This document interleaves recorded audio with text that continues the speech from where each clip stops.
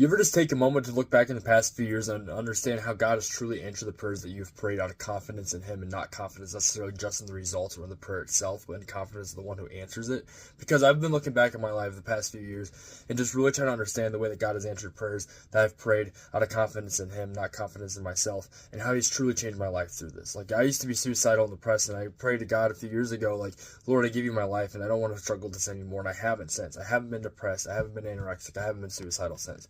I had a really bad concussion and neck injury a few years ago that put me in speech therapy for 3 months, physical therapy for 6 months. Doctor said I probably wasn't going to make a full recovery, but then less than a year later, I was enrolled at the number 4 university in the world. Like, God has answered so many prayers through me praying faithfully in Him and who He is. And even in little things in life, like my car, I almost totaled my car about a month and a half ago, and they said I wasn't going to have it fixed by the time I go back to Liberty here in a week or so. And I prayed a prayer to God, like, Lord, if you can just help me figure my car out. And sure enough, about a week and a half ago, I got my car back fixed, not total. Like, it's just the little things in life that we place our confidence in God.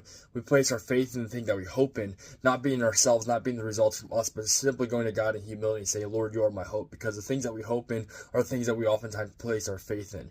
When we have humility and understanding who our hope is Christ, our hope is the one who can actually answer these prayers. We take our faith away from ourselves and we put it in the one who can actually answer these prayers. We put it in the God who's in our future, right? We pray for a future, understanding that God is already there, that God has already figured it out, that the things that happen in our life today are simply just going to manifest into a future glory that's going to honor and glorify Him and spread His kingdom. So I encourage you to sit back and reflect who God is and what He has done in your life. And don't forget God when you get what you prayed for, because I think that a lot of times we get things that we prayed for and we forget the blessing. We forget about the blesser and we just look at the blessing. So I encourage you to take some time, just reflect on how good God is and how He's answered prayers. Maybe not in the way that you expected Him to answer prayers, because there's definitely times in my life I've prayed for patience and God has made me wait. I've prayed for strength and God has given me battles to overcome. I prayed to help me to love, and He's given me people that are very annoying and very hard to love in my life. But God always answers prayers, and sometimes the answer is no, but God always answers prayers according to His will, and they always work out for His glory and the expansion of His kingdom. So take time today just to reflect on the goodness of God in your life and how He has answered prayers. And don't forget God when you get what you pray for.